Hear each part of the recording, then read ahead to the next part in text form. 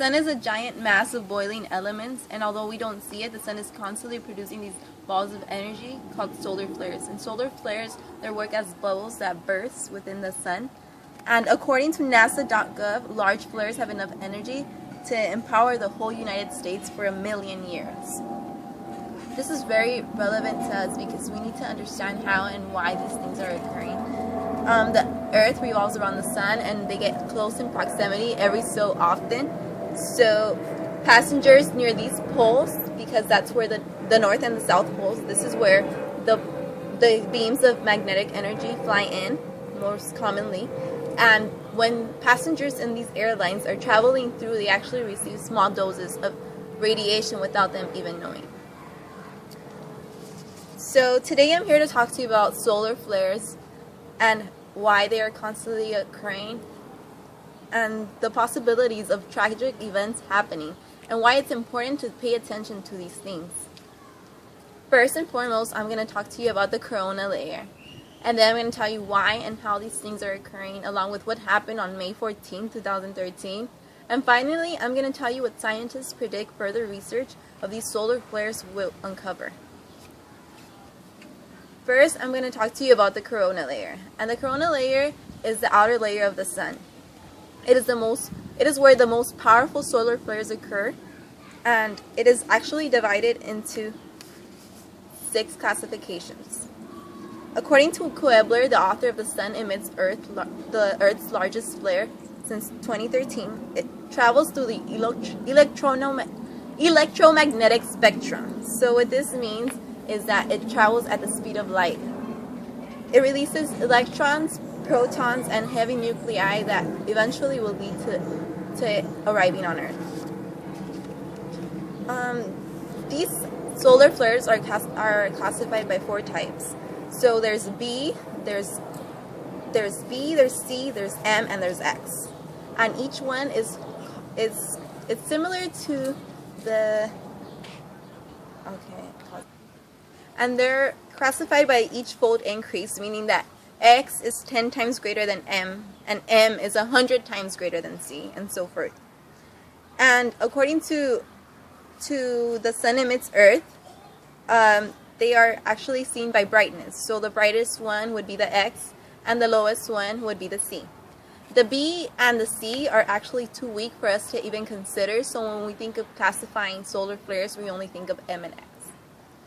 The M and X can range from 1 through 9, so on these classification scales, they can be a 2.8x, or a 3.4x, or a 3 point whatever.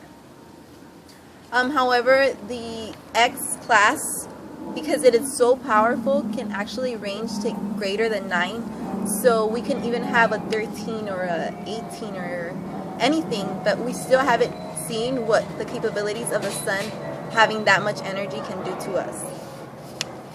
So now that you know how powerful these things are and how they're classified, I'm going to tell you about what happened on May 14, 2013. According to the Los Angeles Times, on May 14, 2013, at approximately 6:48 p.m., the largest flare ever recorded was a 2.8x. And it had enough energy to turn off our whole city, but because it wasn't directed towards Earth, it wasn't an immediate danger, and the media didn't really cover this. It is the first storm of the 11-year cycle to have an X classification, and what the 11-year cycle is what scientists predict is the amount of time that the sun takes to either change physically, chemically, or visibly. The reason is not very clear, but scientists predict that because the sun is so hot, it is constantly boiling and producing new elements that we don't even know about. This new corona layer that happened on May 14th was actually named as the CME, and it occurred in the corona, like I said, and the sun is actually made up of 6 layers. So within it, there's the core, and then there's the radiation zone, and then there's convection, photosphere, and then there's the chromosphere, and like I said, the outer part is the corona layer where the most powerful ones are happening.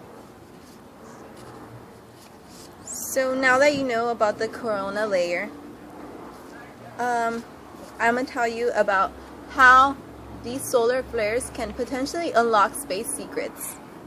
Instead of wanting to change something that is physically impossible, scientists are struggling to find out why and how these things are occurring and how we can actually use this to our advantage. So if these solar flares are producing enough energy to empower the whole United States, how can we use that energy to actually empower the whole United States? So according to the Los Angeles Times, a corona mass ejection is equivalent to one volcano erupting. So what this is that an M class is equal to the potential amount of energy of one volcano erupting, and an X class could be 1,000 volcanoes erupting, or even 1,000,000. It really depends on how big it is. It can also disturb our magnetic fields, and it could give us, like I said, ultraviolet radiation, which is actually just cancer. So now that you know about